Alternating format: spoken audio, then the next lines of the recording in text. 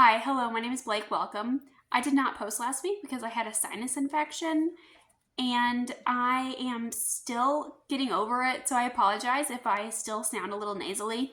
But I just finished an incredible urban fantasy and I wanted to talk about it. And that is Hell for Hire by Rachel Aaron. And this book came out last year and it is a newer release and it has about 2,000 ratings on Goodreads, and I'm kind of amazed that more people aren't talking about it. I think it's an urban fantasy that a lot of people would like. In this book, we follow Adrian, who is a witch, and he is the only male witch. In this world, all of the boys are forced to join the warlocks, and they're forced to train with them, but Adrian kept returning home to the Witchwood, and he was protected by his coven, his family, there in the Witchwood. So he was able to remain a witch. But that is very much against the rules. The warlocks have been causing his coven a lot of problems. So Adrian decides to...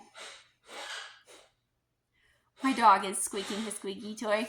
But Adrian decides to flee across the country, and he goes to Seattle with his sentient broom and his talking cat familiar in tow, and he hires a demon crew to be his bodyguards. And he develops a friendship with this crew, and that kind of leads us to our second POV, Bex. She is the leader of this demon crew. She is very old, and she's kind of rescued all of these demons from various locations. So there is a found family aspect, and she really hates the warlocks, especially for what they have done to her people.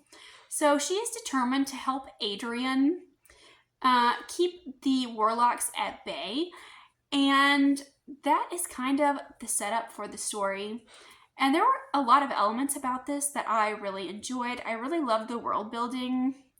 It has some like ancient Mesopotamian references, the gods of ancient Mesopotamia, and there is this immortal king called Gilgamesh, and he, thousands of years ago, destroyed heaven and hell, and he kind of forced the demons to become slaves, but they're not evil demons, they're just people with horns or wings, or they all have like different looks depending on what species or breed of demon they are.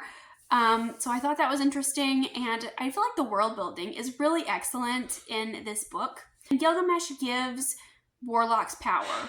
Warlocks themselves do not have magic on their own.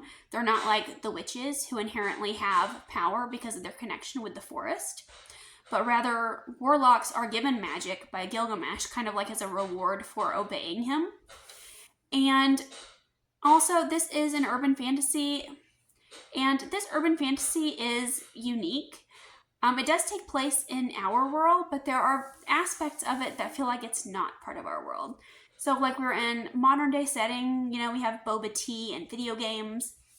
But also, some of the descriptions of, you know, the demons and like the power that they have, it feels very otherworldly. And the mortals and immortals kind of coexist, kind of live in the same space, but it's kind of a hidden society. Mortals have scales over their eyes that prevent them from seeing the magic of the world. So kind of like in Harry Potter or Percy Jackson, like they kind of exist and interact with one another, though they are unaware of it. And I did enjoy the found family aspect. I feel like it took some popular urban fantasy tropes and kind of put a twist on them. And I really like that we have Adrian's character. I really loved Adrian and his talking cat, Boston. And Bex, I did like her as well, but Adrian just holds a special place in my heart. He was such like a kind and gentle soul, and I feel like for the first half of this book, we spend a lot of like time focused on the witchy aspects of what Adrian is doing.